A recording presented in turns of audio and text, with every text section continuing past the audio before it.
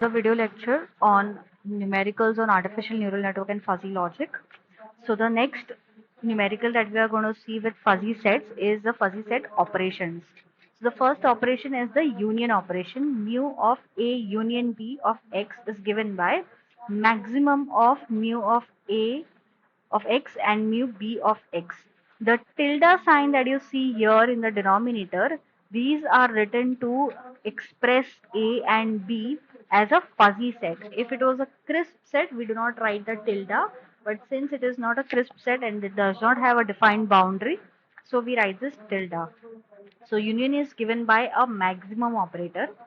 Similarly, intersection is given as mu of A intersection B of X. Intersection means minimum operator between mu A of X and mu B of X. Complement is given as mu A of X is equal to 1 minus mu A of X. That is the complement of the function. Some more operations on the fuzzy set. The first one is algebraic sum. The algebraic sum is given by mu of A plus B of X is equal to mu A of X plus mu B of X minus mu A of X into mu B of X. Algebraic product is given by mu A dot B of X is equal to mu A of X into mu B of X. Next we have bounded sum mu A plus B. This plus in circle represents the bounded sum of X is equal to minimum of 1 comma mu A of X plus mu B of X. So when you solve, when you add the two mu A of X and mu B of X, you find the minimum between 1 or that value. So whichever is the minimum value, you select that value. Next we have bounded difference mu A dot B of X. So bounded difference is defined by this dot and a circle is equal to maximum of 0 comma mu A of X minus mu B of X. Next we come to certain properties of the fuzzy set. We'll also be doing the numericals, but let us look at the properties. First is a commutative property. A union B is equal to B union A. If you given a numerical to prove the the properties of the fuzzy set A union B and B union A, you take the elements of A, take the maximum operator between the two. Also take elements of B and A, take the maximum between the two. Both are going to be same, so the property is satisfied. Next we have the associative property. A union B union C is equal to A union B union C. So there is a change in the bracket as we can see. Similarly, A intersection B intersection C is equal to A intersection B intersection C.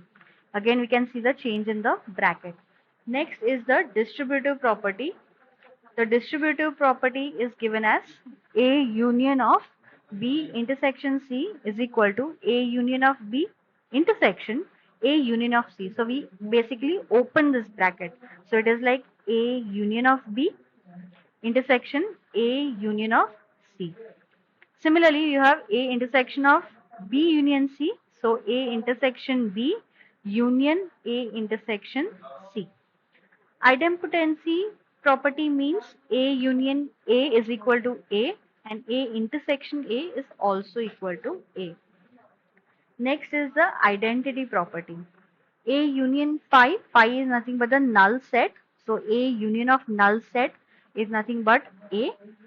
A union of universal set is A because it is the union is a maximum operator. A intersection phi is equal to phi, that is a null set. Intersection means the minimum operator. So whatever is minimum comes as the output. So A and null set, null is the minimum, so null is the output. A intersection universal set, minimum between the two is A, so the output is A. Similarly, we have involution, that is a double negation. So A double bar is nothing but A itself. Next is transitivity property. If A is a subset of B and B is a subset of C, then eventually A becomes a subset of C. Then we have De Morgan's law, very important. You can be asked to prove the De Morgan's law. A union B, the whole bar is equal to A bar intersection B bar, and A intersection B, the whole bar is equal to A bar union B bar. So you take the values of A, B, take the union, take the complement, and similarly solve for the